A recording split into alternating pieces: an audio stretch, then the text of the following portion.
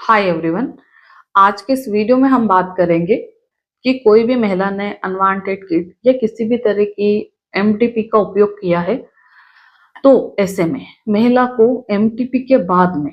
Post abortion treatment में क्या क्या मेडिसिन से दी जाती है। ये वीडियो वेरी इंपॉर्टेंट वीडियो है और मे बी कि इस तरह का वीडियो अभी तक यूट्यूब में किसी ने डाला भी नहीं होगा। ठीक है, तो जनरली हम बात करें कि जो पोस्ट एबॉर्शन ट्रीटमेंट रहता है या पोस्टपार्टम ट्रीटमेंट रहता है, इसमें हमें क्या क्या मेडिसिन लेनी चाहिए या जब भी आप डॉक्टर के पास जाते हैं तो डॉक्टर आपको कौन सी दवाइयाँ दे सकते हैं और ये ट्रीटमेंट इतना जरूरी क्यों होता है। क्योंकि जैसे जनरली मेरा कोई भी पेशेंट होता है तो मैं उसको ये ट्रीटमेंट स्पेशली 100% देती ही देती हूँ, क्योंकि हमें इन फ्यूचर दोबारा प्रेग्नेंट होने में कोई प्रॉब्लम नहीं आती है और ये ट्रीटमेंट लेना हमारे लिए क्यों मायने रखता है, इसी के बारे में वीडियो में विस्तार से जानेंगे। तो वीडियो को पूरा देखें। तो आइए हम थोड़ा सा समझते हैं कि जो भी एमटीपी रहती है या अनवांटेड किट, मीफीजेस्ट, सेफ्टी किट, खुशी किट, क्लियर किट, है ना, इस तरह की कई सारी मेडिसिन मार्केट में अवेलेबल है। शायद आप लोगों को भी मालूम होगी। अगर आप लोग शुरू से मुझे वॉच करते हैं तो इस टॉपिक पे मेरे कई सारे वीडियोस हैं। ठीक है, जैसे मान लो किसी महिला का पीरियड मिस हो गया है, टेस्ट करने पर पॉजिटिव आ रहा है, अल्ट्रासाउंड कराने पे प्रेगनेंसी इंट्रायूटेराइन आ रही है और 6 वीक की प्रेगनेंसी है, तो फिर हम ऐसे में पेशेंट जब भी डॉक्टरी सलाह के बाद में एमटीपी का उपयोग करती है, यानी कि ये 5 टेबलेट वाली जो गोलियां आती है उनको खाती है, तो इसके बाद में उनके पीरियड आ जाते हैं। ठीक है, पीरियड आ जाते हैं तो पीरियड के 5वें दिन मैं उनको स्पेशली ट्रीटमेंट शुरू करवाती हूँ। जनरली अधिकतर डॉक्टर देते हैं, अधिकतर नहीं भी देते हैं, पर अगर पेशेंट ले लेता है तो ये समझो कि बहुत अच्छी बात है। तो हम बात करें कि जो पोस्ट एबॉर्शन ट्रीटमेंट रहता है, यानी कि मेडिसिन खाली हमने पीरियड आ गए, पीरियड आते आते 4 से 5 दिन हो गए, तो इसके बाद में हमें ट्रीटमेंट क्यों लेना चाहिए। क्योंकि देखिए, जैसे ये ट्रीटमेंट इसलिए जरूरी है कि हमें किसी भी तरह का इन्फेक्शन ना बढ़े यूट्रस में, क्योंकि जैसे हमने दवाई खाई है, दवाई के द्वारा या फिर हमने सफाई करवाई है, उस केस में भी हमें ये देना चाहिए, क्योंकि किसी भी तरह से इंस्ट्रूमेंट अंदर गया है या नहीं गया है तो इंस्ट्रूमेंट के द्वारा भी हमें इन्फेक्शन हो सकता है।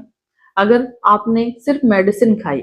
और अगर मेडिसिन खाते दरमियान अगर आपको एक जरा सा 1 mm भी कचरा छूट गया, कचरा छूटता ही छूटता है, बहुत रियर केस में आता है अल्ट्रासाउंड में कि आपका केस पूरी तरह से कंप्लीट हुआ है। अब केस कंप्लीट होने में तो 14 से 15 दिन लगते हैं, आज के आज तो आपका केस क्लियर नहीं हो सकता है। ठीक है, तो ऐसे में मान लो किसी भी तरह का थोड़ा मोड़ा रिटर्न प्रोडक्ट भी है, यानी कि आरपीओसी भी है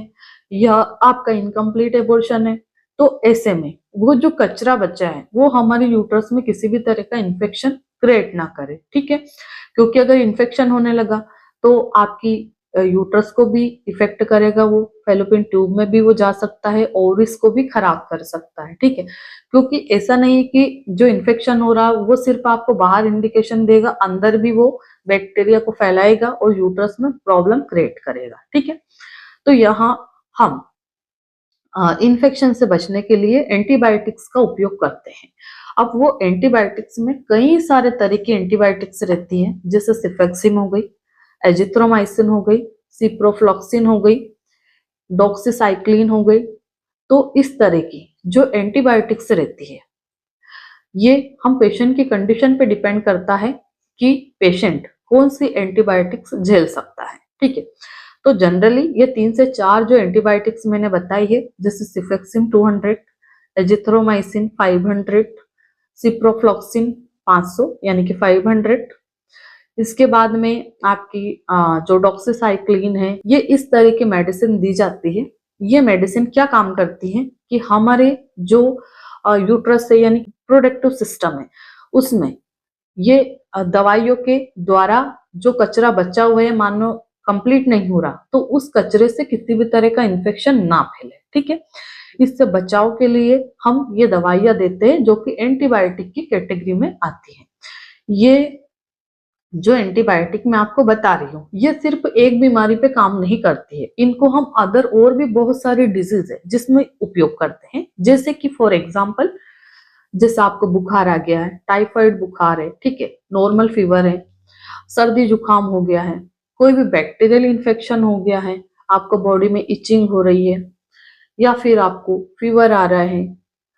गले में कोई इन्फेक्शन है, कान में कोई इन्फेक्शन है, लंग्स में कोई इन्फेक्शन है, पेशाब यानी कि यूरिनरी ट्रैक्ट में कोई इन्फेक्शन है, तो ओवरऑल हम यही समझे कि ये पूरी तरह से कोई भी इन्फेक्शन है जो कि हमारी बॉडी में है, तो चाहे वो अपर रेस्पिरेटरी ट्रैक्ट में इन्फेक्शन हो या लोअर एब्डोमिनल में इन्फेक्शन हो, ठीक है, अपर यानी कि ऊपर, छाती से ऊपर का और पेट से नीचे का, तो किसी भी तरह का इन्फेक्शन हमारी बॉडी में है तो उसको कंट्रोल करने में, जो बेड बैक्टीरिया रहते हैं उनको किल करने में मदद करती है एंटीबायोटिक, ठीक है। अब यहाँ पे हम आगे बढ़ते हैं, तो दूसरी मेडिसिन क्या दे सकते हैं, तो जैसे कि दूसरी मेडिसिन, यूट्रस का साइज बढ़ जाता है। प्रेगनेंसी के दरमियान हमारा यूट्रस का साइज बढ़ने लगता है क्योंकि उसको बच्चे को ग्रोथ कराना रहती है। अब यहाँ पे आपको तो अनवांटेड प्रेगनेंसी है, तो 8-10 दिन, 15 दिन, 1 महीना जैसे ऊपर हुआ आपने दवाई खा ली, तो जो यूट्रस का साइज बढ़ गया है उसको हम कैसे नॉर्मल लाएंगे, है ना। तो उसको नॉर्मल लाने के लिए जैसे जीरोडोल एसपी टेबलेट आती है, तो एसपी कैटेगरी में कई सारी मेडिसिन आती है जो कि इंटरनली सूजन है, यूट्रस में मोटापन आया है, या शरीर में किसी भी तरह का दर्द है, तो ये जो सूजन को कम करने वाली दवाई के बहुत सारे फायदे रहते हैं कि एक तो हमारे जो यूट्रस का साइज बढ़ गया है, जैसे अभी आप अल्ट्रासाउंड कराएंगे मेडिसिन खाने के 14-15 दिन बाद, तो उसमें आएगा इनलार्ज यूट्रस, बल्कि यूट्रस, तो ये यूट्रस का साइज बहुत बड़ा ना आए। और अगर मान लो आपका यूट्रस का साइज तो नॉर्मल आता है पर आपको रह रह के दर्द उठ रहा है, क्रैम्प्स आ रहे हैं, बैक पेन हो रहा है, बॉडी में कमजोरी की वजह से पेन हो रहा है ना, तो उस दर्द को और किसी भी तरह से सूजन ना आए उसको कंट्रोल करने के लिए एसपी कैटेगरी की मेडिसिन आपको देते हैं, ठीक है। तो पहली हो गई हमारी एंटीबायोटिक, दूसरी हो गई पेन किलर और सूजन कम करने वाली दवाई। अब हम आगे बढ़ते हैं, तीसरी दवाई होती है मल्टीविटामिन या फिर आयरन फोलिक एसिड सप्लीमेंट। तो देखिए, ये मेडिसिन खाने के बाद नॉर्मल सी बात है कि महिला के पीरियड आते हैं तो वीकनेस आती है, इन दवाइयों के साइड इफेक्ट से बॉडी कमजोर हो जाती है,